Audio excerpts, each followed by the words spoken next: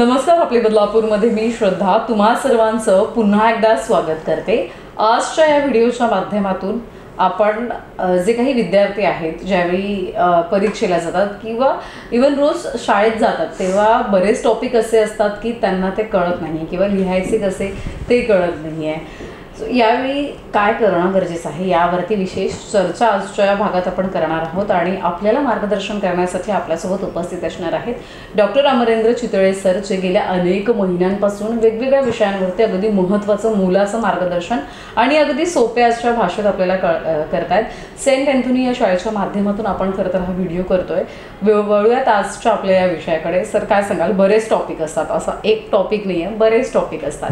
So काय वाटतं त्यावेळी काय करणं विद्यार्थ्यांनी गरजेचं? बरं, काही आन्सर्स जे ते म्हणजे शिकत असतात ते इझिली त्यांना कळतात, काही आन्सर्स त्यांना कळत नाहीत. ओके, काही टॉपिक्स त्यांना कळत नाहीत. त्याचं एक कारण असं असू शकतं की जे आन्सर त्यांना कळलेलं असतं त्याच्यामधले जेवढे शब्द असतात त्याला आपण असं म्हणतो की ते सगळे टँजिबल शब्द असतात. टँजिबल म्हणजे की तो शब्द म्हटला की आपल्या डोक्यामध्ये एक इमेज येतं. म्हणजे फॉर एक्झाम्पल मी तुम्हाला आता म्हटलं की ट्रक म्हटलं की तुमच्या डोक्यामध्ये ते एक इमेज येतो ट्रक कसा असतो. म्हणजे किंवा अगदी काही पण स्विमिंग पूल म्हणालो किंवा ट्री म्हणालो तर ते सगळं आता. आणि एस्पेशली सायन्स किंवा फायनान्स इकडे सगळीकडे जार्गन्स वगैरे असतात. अगदी केमिकल्सची नावं म्हणजे आर्गन अँड टायटेनियम वगैरे वगैरे, पोलोनियम, हे असे जे शब्द असतात. आता मी जेव्हा हे शब्द म्हणतो आहे आर्गन, समजा हा शब्द म्हण काय आपल्या डोक्यामध्ये काही इमेजच येत नाही डोक्यामध्ये. ह्या अशा शब्दांना आपण इनटँजिबल वर्ड्स म्हणतो की ज्याच्यामध्ये एक इमेज येत नाही. बरं, मग काय करावं बाबा? तर हे शब्द थोडेसे टँजिबल करावे लागतात. म्हणजे की असं काहीतरी करावं लागतं ज्याच्यामुळे डोक्यामध्ये एक इमेज येते. आता सपोज एक असा आन्सर आहे ज्याच्यामध्ये हे एवढे सगळे केमिकल्स आहेत. म्हणजे फॉर एक्झाम्पल कार्बोनेट आहे, त्याच्यानंतर सोडियम आहे, हे मॅग्नेशियम आहे वगैरे वगैरे. तर हे शब्द समजा टँजिबल समजा करायचे असतील तर कार्बोनेटला ब्रेक करा की कार अँड बॉनेट. ओके, म्हणजे ते आणि मग ते फोड करायची आणि मग ते इमेज येतं डोक्यामध्ये आणि ते मग त्या आन्सरमध्ये असं ते लिंक करायचं की हे असा हा सेंटेन्स आणि इकडे कार अँड बॉनेट आलं. बरं, त्याच्या पुढे मॅग्नेशियम मॅगी बनवू शकतं.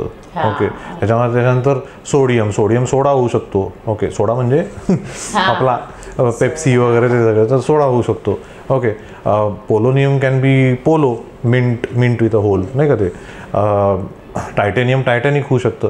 हे असे जेव्हा आपण शब्द टँजिबल जेव्हा करतो आणि मग बरं, हे एकच वे आहे त्यांना टँजिबल करणं असं सुद्धा नाही. म्हणजे ॲक्च्युली पहिला जो अप्रोच असला पाहिजे तो पहिला अप्रोच असा की एक्झॅक्टली ह्या वर्डचं मिनिंग काय आहे. मिनिंग कळल्यानंतर लगेच डोक्यामध्ये ती इमेज येते. पण हे जे शब्द आहेत ना की केमिस्ट्रीमधले की कारण आपण कधीच हे बघितलेलं नाही आहेत केमिकल्स. ओके, आणि कोणी आपल्याला दाखवेल सुद्धा असं पण नाही आहे. ओके, मग अशा केसमध्ये मग ते ब्रेकडाऊन करणं इम्पॉर्टंट आहे, मग ते टँजिबल करणं. नाही तर मग फर्स्ट अप्रोच हा नेहमी असाच पाहिजे की काय मिनिंग आहे बघूयात बाबा. ओके, आणि मग स्टोरी बनवायची त्या आन्सरची की हे होतं मग ते होतं मग ते होतं. बरोबर, संपला विषय आणि मग ते कळतं. अगदी काय मेमोराईज करायची सुद्धा गरज नाही. खूप महत्त्वाची ट्रिक, आपल्याला एक सोपी ट्रिक याच्याच माध्यमातून, या व्हिडिओच्या माध्यमातून डॉक्टर अमरेंद्र चितळे सरांनी सांगितलेली आहे. नक्की या ट्रिकचा तुम्ही वापर करू शकता. तुम्हाला जर वेगळा एखादा असा विषय असेल तो लक्षात ठेवायचा असेल त्याची वेगळी स्टोरी तुम्ही तयार करू शकता. वर्ड्स असतील, सगळ्यात महत्त्वाचं म्हणजे जे लक्षात राहत नाही आहे, सो ते या ट्रिकचा वापर करून तुम्ही लक्षात ठेवू शकता. अर्थात यापुढे सुद्धा असे वेगवेगळे विषय घेऊन आपण पुन्हा भेटत राहू.